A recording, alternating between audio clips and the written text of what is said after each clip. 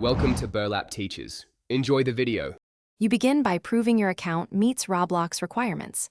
Complete the age and identity verification if prompted, because voice chat is gated to verified users age 13 and up.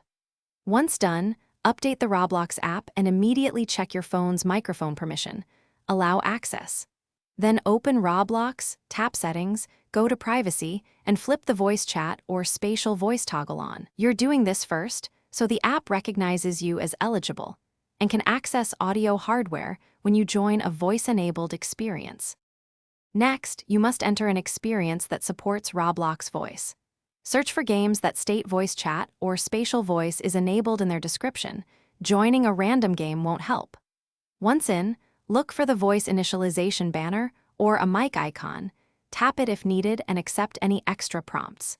Make sure to adjust in-game microphone sensitivity and spatial voice distance sliders so you hear people correctly. You do this to connect the verified account permissions with the specific environment that actually broadcasts voice. To finish, you press the game's mic icon or push-to-talk control and speak. Verify with a friend or local test channel so you confirm inbound and outbound audio.